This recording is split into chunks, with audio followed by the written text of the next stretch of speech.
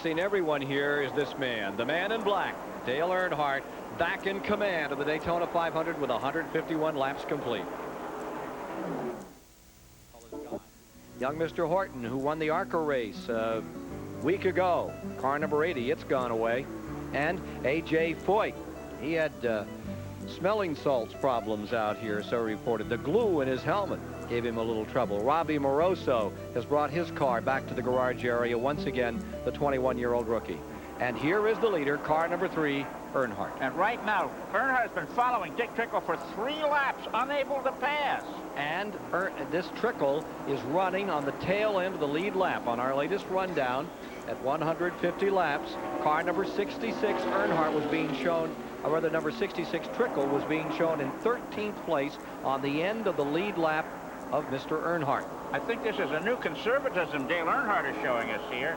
He wouldn't wait ordinarily to pass somebody, but he's sort of tiptoeing behind Dick Trickle. And was critical of Trickle in the 125-mile qualifier for using up a lot of racetrack. Well, of course, Trickle was leading the race at that time, and Earnhardt had made a pit stop and came up on him and was not able to get around him for quite a while because Trickle knows how to use a racetrack and is doing a good job of it right now. Now, also, Trickle put on 4 new tires, as Earnhardt did on their last pit stop, but Earnhardt made his pit stop about 12 laps before Trickle did, and so Trickle's tires are much fresher than Earnhardt's.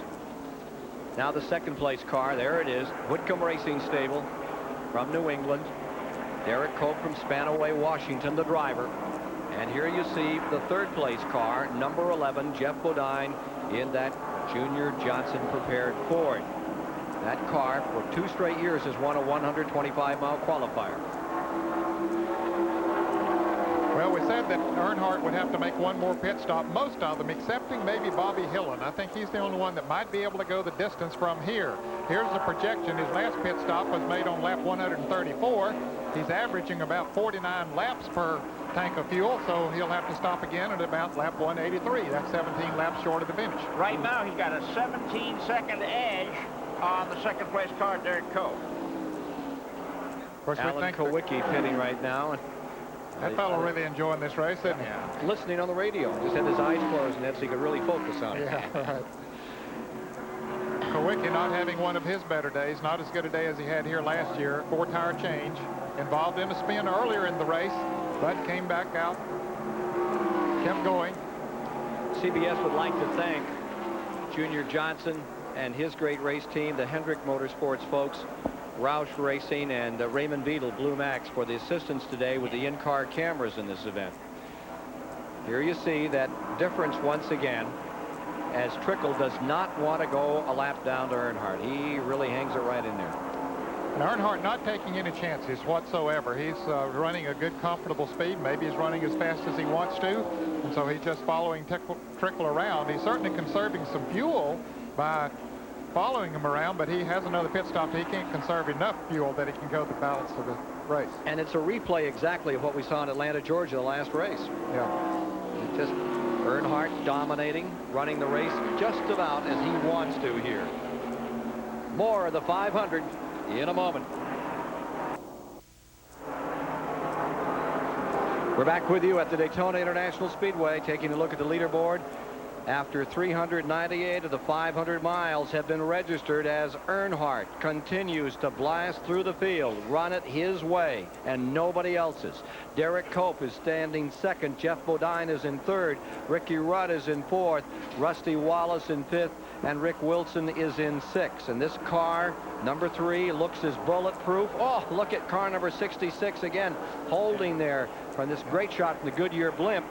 Trickle trying to stay in that lead lap, and Earnhardt not taking any chances. Now this will be a position. Brett Bodine in the green car, the Kenny Bernstein car number 26, is a position for Trickle. Trickle running 13th, Bodine running in the 12th position. So he is letting Earnhardt push him up there. With them two working together is helping to catch Brett Bodine. Despite the fact that Earnhardt has been sitting behind Dick Trickle, look at it here. He's going to get by him on the inside after all these laps. He has stretched his advantage over Derek Cope from 17 to 20 seconds. And there he's waited long, maybe 10 or 12 laps to make that pass and put Dick Trickle in car 66 1 lap down. As well as Bodine going down a lap, and Trickle moves into the 12th spot. Bodine falls to 13th as we watch them coming through the tri-oval area right in front of the pit area here into the turn one. Now there are 11 cars left in the lead lap. A moment ago when we gave a rundown, we said there were 11 cars in the lead lap, but that was during green flag pit stop, so we had a jumbling there for a little while, but now there are 11 cars in the lead lap. Neil Bonney currently running in the 11th position, so he's the last car on the lead lap. Michael Waltrip running 10th, Morgan Shepherd 9th. What makes this car, this number 3, seemingly so bulletproof? They have just been so great over the year, Richard Childress and his team, in putting together a car. They don't leave any stone unturned when they're building a car and preparing it for each individual race. They work together so well. You wonder what all these drivers, they're great families here. You wonder what they do with the kids and all of that during the race. David Hobbs can give us some insight. Well, more and more of these NASCAR drivers relax in these luxurious motorhomes before and during the race. And relaxing in here is one Jessica Waltrip. Jessica, have you been watching your father on the TV? No, not really. What's your car? What's Daddy's car number? What does he drive? TIDE. TIDE Tide. Well, she's got that bit right. This kid's learning real fast. That's how they can afford these motorhomes in the first place. Ken. There is the 17 of Darrell Waltrip. Not his best day in this 500 at all. He is being shown a lap down in 17th position, the defending 500-mile champion here behind Dave Marcus. Yeah, he just hasn't had a good day. That car, he dropped back in the very early part of the race. They made some adjustments on it, but it just never really got it up to going. And you would wonder, you know, a year ago he was up there, a major force. He came home to win the Daytona 500. And you say, well, why can't he do it again? Well, things change. You know, the racetrack's a little bit different this year, and competition is a little bit different here and there, and they're running a 15/16-inch carburetor restrictor plate. Last year they had a 1-inch carburetor restrictor plate, although I don't think that it's a lack of horsepower that Waltrip is experiencing. I think they just missed the chassis setup. And two, the tires that they're running here today are a little harder rubber compound than what they ran here a year ago. So, you know, there's a number of factors that come into play every time they go from one racetrack to another or from one year to the next. Car number 17 holding down that position out of the lead lap. Not where he likes to be in a 500-mile race, 400-lap race, 10-lap race. He wants to be right up on top. Here you see some of the safety crew here at the Daytona Speedway who do such an extraordinary job. We'll tell you a little bit more about them in a moment. We'll be back with more of CBS Sports live coverage of the Daytona 500. Complete, the man in black is being a Darth Vader here today in this Daytona 500. Dale Earnhardt commanding. Cope staying second. Great performance by him. Jeff Bodine, the 86 winner, is third. Ricky Rudd right there in fourth. Bill Elliott is in fifth. And looking further back, defending Winston Cup champion Rusty Wallace stays in the lead lap in sixth. Michael Waltrip is having a very good day, and Morgan Shepherd's been overlooked in his ride to that Bud Moore team, doing a terrific job. There have been 19 different 500 winners in the 31 previous races, and these people are looking on to see if there will be a 20th today, and a guy named Earnhardt. You know, the battle for victory by a manufacturer, Ford holds the lead with 7 victories, and Chevy is second with 6.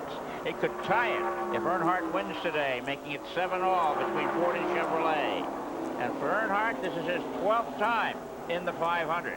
Let's take a look at how this field is assembled as we get down toward the finish. Earnhardt lapping Larry Pearson coming out of turn 4 is most definitely in command of this race. On the backstretch, there you find the second place car. That is number 10, Derek Cope, in second position with his Chevrolet. Running all alone. The third position is car number 11. That's Jeff Bodine in the Junior Johnson Ford. There's Darrell Waltrip with him. Of course, Darrell Waltrip is 2 laps down.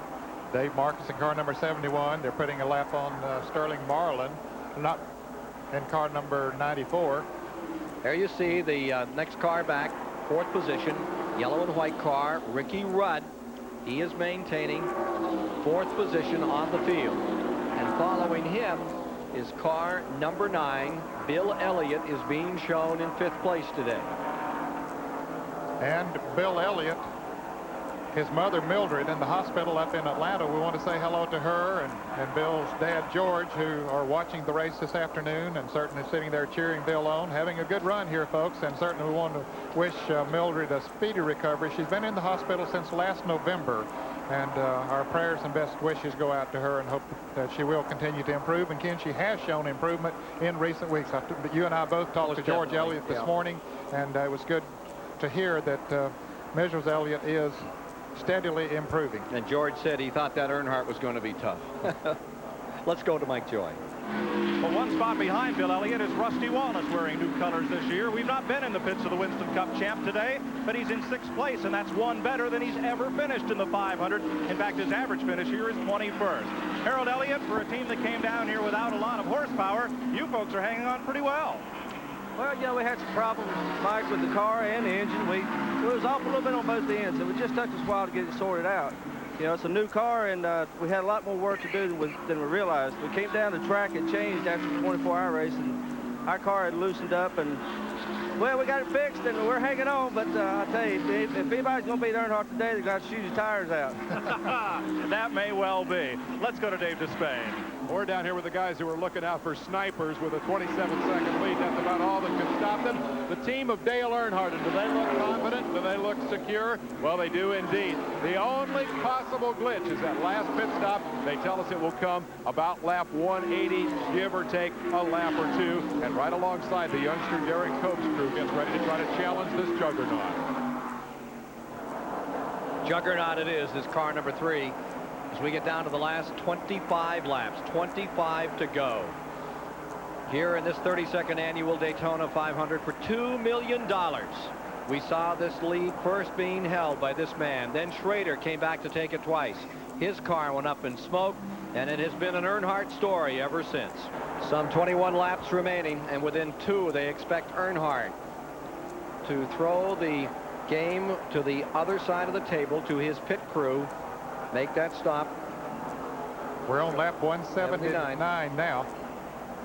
Here he is, ready to lap car number 27, Rusty Wallace, the 6th place man, but no, he's pitting. There's the 6th place man, Rusty Wallace, and here's your leader in the key, critical pit stop of the race, Dave Despain.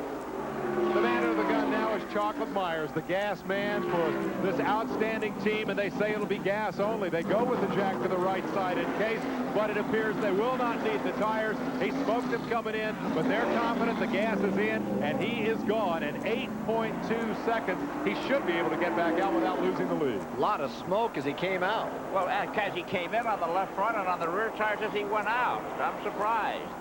Yeah, of course, he locked the left front up when he came into the pits. Now, they needed to get that full can of fuel in there for him to be able to go the rest of the way. That is assuming that he was very close to out of gas. Let's go to the pits and Mike Joy. Yeah, Ned, as Earnhardt came by here, that did not look like smoke coming from the tire on his car. We'll check it further now that he's back up to speed.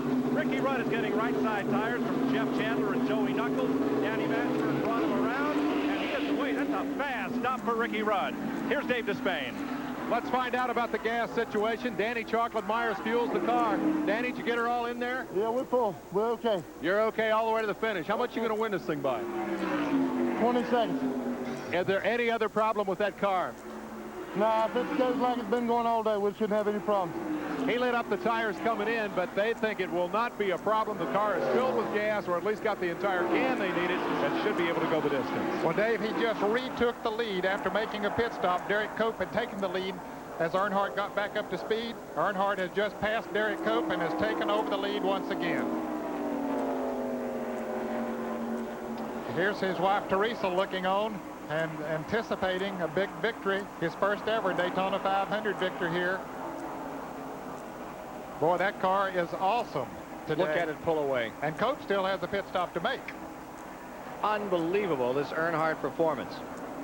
They've And been here burned comes before. Cope. Here is Cope coming in. This will move Bodine up into 2nd and Bill Elliott into 3rd. The way Earnhardt is running, he could very easily lap the entire field. Dave Despain has something to say. Dave?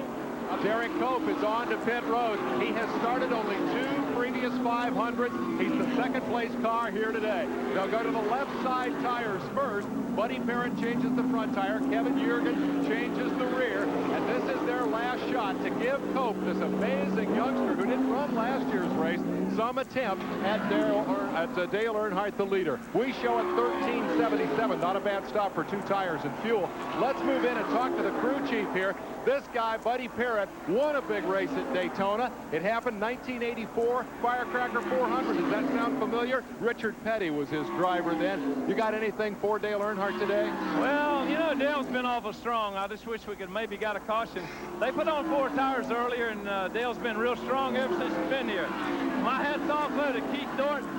I'm telling you, automotive special engine today in this pure later Pontiac, and we had put Rain-X on that windshield right before we started, and this thing's really been slick all day. Somewhat may. Tell me about Derek Cope. You've won with Richard Petty here, but this youngster looks very impressive.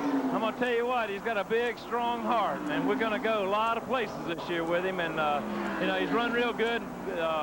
Bob Wickham's really providing everything for us to do it with, and we're just real happy about everything. A veteran crew chief and a young driver writing quite a story in this Daytona 500. In 1984, Cale Yarborough won this race back-to-back, second straight year. The man in second was Dale Earnhardt. Dale Earnhardt intends to fix things this year and win this race.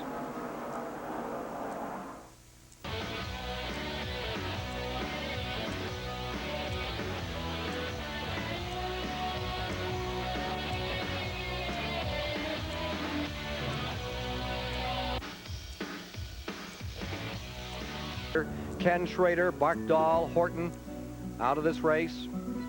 A.J. Foyt and Robbie Moroso. All right. Let's go right to the Rusty Wallace story on pit road. Yeah, he's pulling away after taking on gas only. Jeff Bodine did the same thing while we were in commercial. Junior Johnson's crew kicked up the rear spoiler on Bodine's crew to give it more angle, to give him more downforce, and to help him try and run down Dale Earnhardt. Rusty Wallace overshot his pitch just a moment ago. He had moved to second place. But now we'll see what the scores tell us about where he is. Yeah, he overshot his pits by 2 pits, about 35 feet.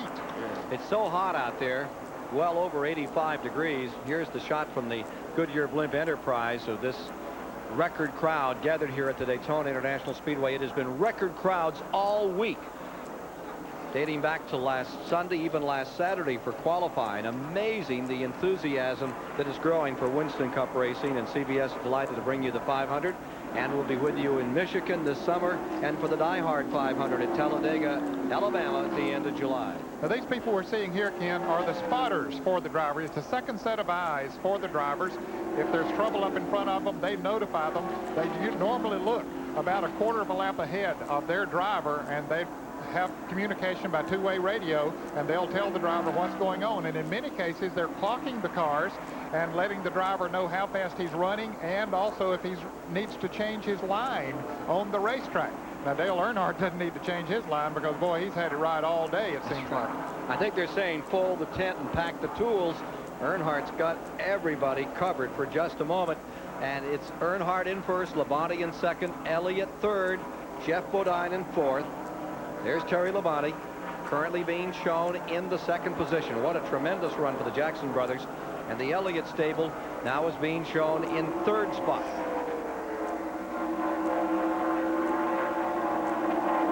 David Hobbs is standing by over in the infield with the Earnhardt family as they get closer and closer to their first big one. Well, I'm with Teresa and Taylor. Taylor's listening to the crew radio, and Teresa's very anxious to get over the pitch. It looks like you might win this one. How nervous are you? Well, I'm not nervous. I'm just anxious. We don't have far to go, but we've got to get there. It's not over till it's over. Well, Dale's won just about everything else in NASCAR racing. How badly does he really want to win this race? Well, I think immensely, like anybody, like me. So we just have to wait and see. So right now, you're as anxious as he is to win this race. I think so. I think so. Thank you. Well, we're going to let you go over there now and get ready in that pitch. And back to you, Ken, up in the tower. Well, David, this is Ned Jarrett. You know, Teresa Earnhardt comes from a racing family. Her dad is Hal Houston, who drove race cars for himself in Hickory, North Carolina for many years. Tommy Houston, still a major force in Busch Grand National competition. 10 laps to go. And so she knows what racing's all about. She knows about the frustrations and heartaches and all of that. She knows what winning is all about because she comes from a winning racing family. 10 laps remaining. About 9 3/4 for this man. Dale Earnhardt in car number 3. Terry Labonte second, Bill Elliott third, getting to the finish. 193 laps are complete. We are under caution for the third time today. The reason was from the car that you just saw, car number 11, in trouble up in turn number 2. Here's Mike Joy quickly. Ken, they'll change the right side tires at least. No, they're going all the way around. They may have flat spotted the tires after he spun, but he'll get back out for the run to the finish. Here's Dave Despain. And Dale Earnhardt likewise will go with a 4-tire stop. They've already loosened the left side as the crew come around to make that left side change.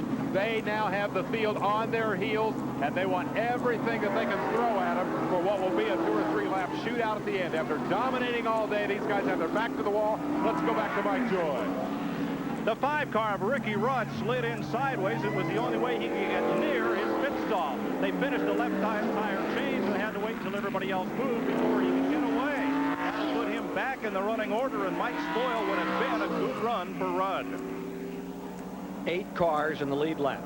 They will be bunched and ready to fight it out to decide the 500. Now let's look at what happened to bring out the caution flag. Okay, we're riding with Jeff Bodine. With the race cam, and then you can see it start to spin around. He was looking at the infield when he should have been looking straight ahead. Of course, that's when he was spinning around. And you can see him fight the wheel. It was a 360, and then he kept going. So Jeff Bodine not hitting anything, right where Richard Petty had spun earlier today. There may have been some oil laid down by car number 75, Rick Wilson, who had been running slowly for several laps. He had been down to the bottom of the track, but there was a time when he was up in the groove. Anyway, yellow came out. 8 cars are together to decide the 500, and they're sorting themselves out, coming out of 4 right now, and there's 1 lap before there will be racing. 6 laps now. There's the number 75 car. If you notice, just before Bodine's car spun, you can see a car in the upper right-hand corner of the screen letting out a lot of smoke. It may be slippery over in that part of the track. So here comes the field behind the pace car. 32nd annual Daytona 500. They always talk about over here how they used to organize great finishes by throwing a caution flag. I don't think that was the case here, Ned. No, it was a justified caution flag because when Bodine spun, you didn't know how many cars were going to get into it, so they needed to warn the other cars, get them slowed down that were coming into that turn. Fortunately, he didn't hit anything or didn't hit another car, didn't hit the wall. But look at this traffic jam that we got here right now. Dale Earnhardt is back in there pretty far, but with the NASCAR rules, he is able to move up on the outside. Derek Cope, let's see, is leading this race. Here are some of the folks that have missed this 500. Neil Bonnet, 15 tries. Ricky Rudd, Terry Labonte, Schrader, Davey Allison, and you could name a whole lot more, including a guy named Ned Jarrett who won 50 races. Sure could. I tried for a number of years myself. Came pretty close in 1963, ran out of gas with 2 laps to go. Teresa Earnhardt looking on, a little anxious here now as it's a whole new game to decide this one. Yeah, she didn't want that caution flag. Neither did Dale Earnhardt, Richard Childress, or any of his crew. If they get the green flag next time around, it'll be a 5-lap dash to the checkered flag.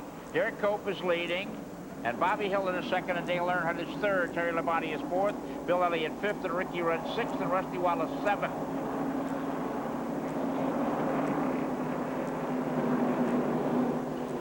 Jennifer Finney there, Derek Cope's girlfriend, looking a little anxious as he leads the field down. Cope in the Whitcomb Racing Stable car up in front as they get ready to sort out the 32nd 500. There's Bobby Hillins, number 8, right there in second spot. Dave Despain.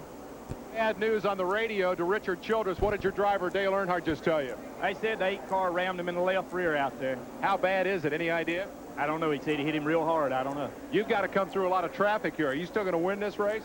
Who knows? You know, we got 5 laps to go. I'll guarantee you Dale will be trying. These guys are not happy. They've complained to the NASCAR officials. The contention is that Bobby Hillin hit Dale Earnhardt in the left rear under yellow. And when they go back green, he'll have a damaged race car. Let's go to Mike Joy. No comment from the hill and pits. Harry Hyde is on the radio trying to anticipate the flag and tell his driver to go and win his second Superspeedway 500-mile race. 5 laps to go. Hillen won at Talladega, Alabama. His only Winston Cup win. Car number 8 lies second. The black number 3, Earnhardt, third with 5 to go. 4 3/4. Jeff Bodine right on his bumper. Bodine brought this caution flag out, but he's still running in the 4th position.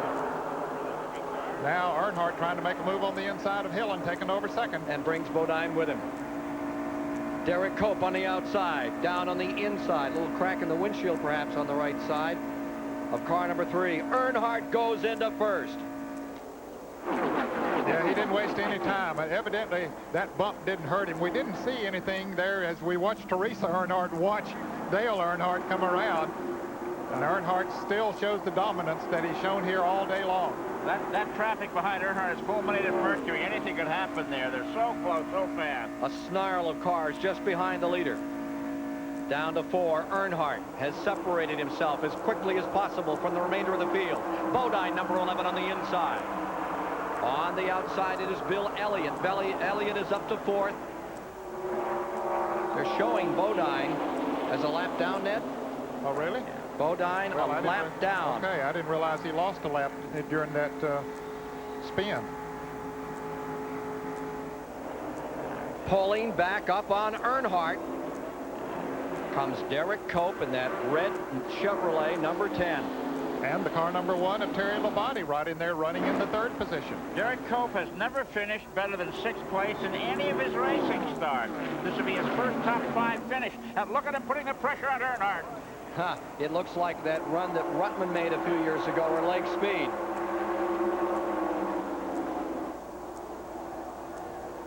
Dave Despain.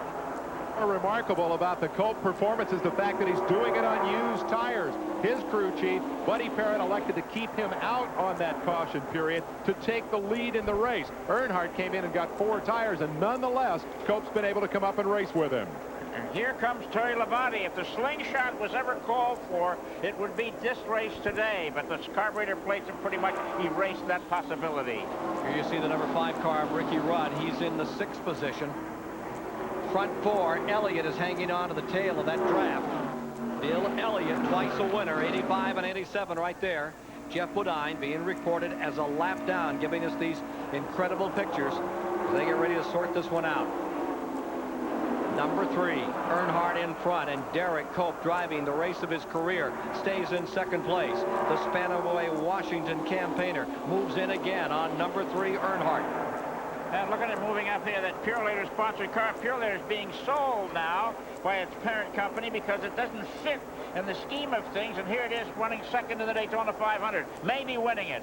The white flag coming down to Dale Earnhardt. 1 lap to go. Does anybody have anything left to cope with the man in black? Here's what's going to happen.